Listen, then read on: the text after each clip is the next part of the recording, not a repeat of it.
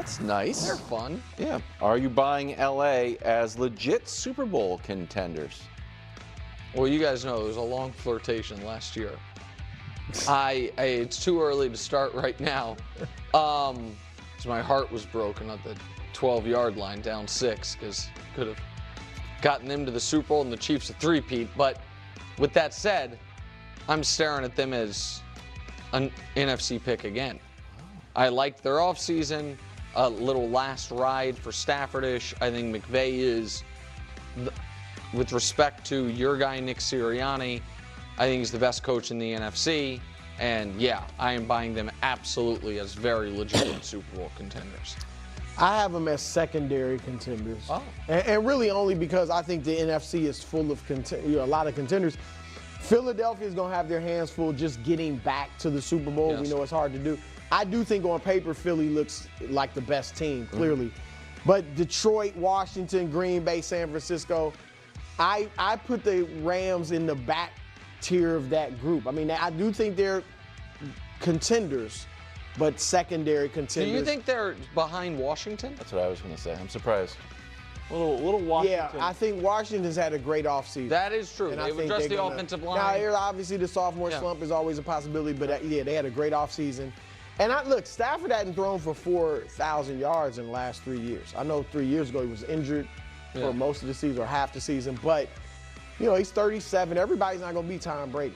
So I think that's a question. I bet I'm interested to see if Devontae makes Puka an even better wide receiver. I think Puka was PFF's #1 rated wide receiver last year. Puka's great. Well, he got hurt too. PFF to their credit, but it also can be, I think, it's not misleading, but confusing some people. They really care at all positions, but receiver included, how good you block.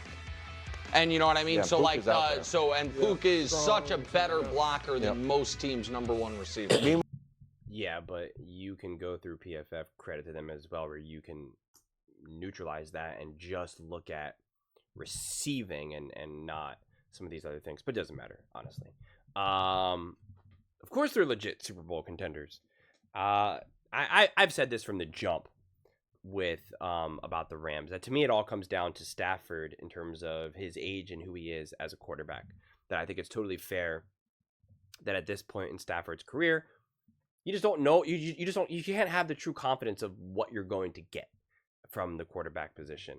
And I mean, it makes sense, but I mean, I think he's clearly capable of throwing for 4,000 yards. He's still a beast.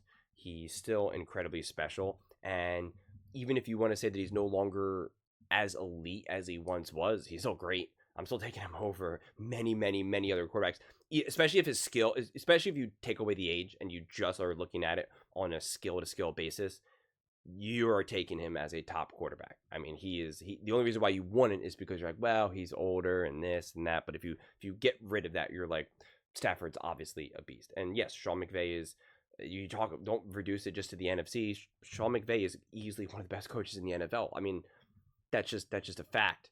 I mean, right now I probably see it as Andy Reid 1, Sean McVay 2. So that alone now sets you up. And, their defense, especially in the second half of the season, was great. Their offense last season had a ton of injuries and whatnot. And so Stafford took a beating. I think near the end of the season, he had a lot of up and down games, and the weather seems to be kind of a concern for Stafford, especially at this age. Like, he does randomly look pretty old. And I think if the regular season isn't as brutal and as exhausting, and you can get some easier games for him, then I think that matters. Because especially also when you get older, one of the things that goes is just your ability to endure. It's just you just can't endure things as you once could. So a long season can be a long season. LeBron James on any given night can still absolutely dominate and be one of the best players in NBA history. Like, his performance can still be at the level of not only of one of the best players today, but just in the history of the NBA. But can he endure an entire season and all of the playoffs and a 7-game series and then another 7-game series? No, he can't. He just can't endure that anymore. And that's what Stafford is kind of dancing around right now. So it's like, if you have a really tough regular season where he's taking a beating and he's having a lot of games where he's got to throw the ball 45 times, whatever it may be, that catches up with you.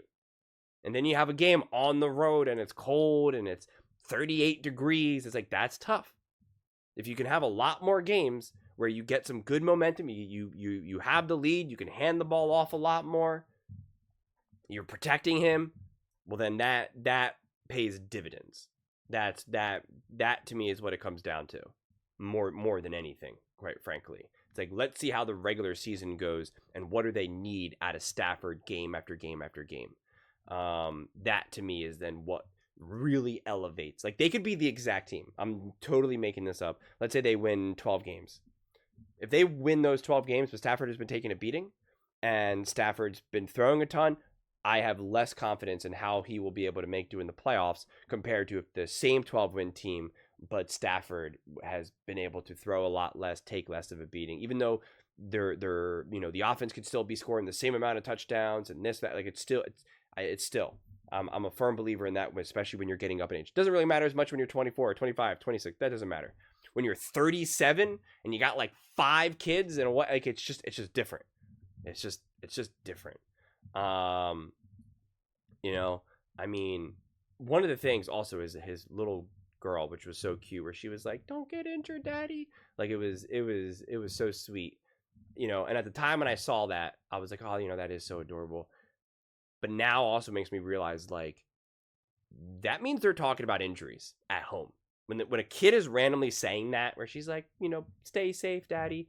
Like, if a little 4-year-old is aware of her daddy's potential to get injured, like, that means he's like banged up. When he's at home, he's like, no, I don't know his daughter's names, whatever, Jess, you gotta get off Daddy right now. My hip's hurting me. Like, any little things like that. No, guys, don't be too rough with Daddy right now.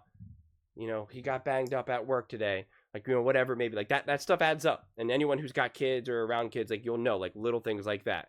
No kid is just randomly being like, is just randomly saying that. So again, it culminates. It starts to really add up. And to me, that's what it then kind of hangs on more than anything. Not the roster, not the coaching staff, not even the quarterback in a vacuum sense, but really, like, how does he hold up at this point of his career? But I think no matter what, even with that long-winded rant that I just gave, no matter what, if you have a team that's clearly good enough, healthy enough, and it's Sean McVay and Matthew Stafford in the playoffs, it's not a team that you're just like, oh, great, we got the Rams. Oh, thank God. I was hoping that the Rams were going to drop down to us. You're not going to be thinking that. You're going to want to face many other teams instead of Stafford, McVay, and this Rams team. I think that's pretty fair. Those are just my thoughts. I'd absolutely love to hear yours. What do you guys all think about the Los Angeles Rams? Are you buying LA as a legit Super Bowl contender? Let me know in the comments below. I read every single comment. So whether you agree with me or disagree with me, either way, let's get in some discussions. Let's get in some fights. But ultimately, let's just have some fun. And please do consider subscribing. We're building an amazing community here, and I absolutely love to see you part of it. I want to build something that we all genuinely feel connected to. Something that we're really excited to be part of. I think we're on our way to doing it. And please don't forget to give this video a thumbs up, as it really does help the visibility and the algorithm. Thank you so much. See you next time.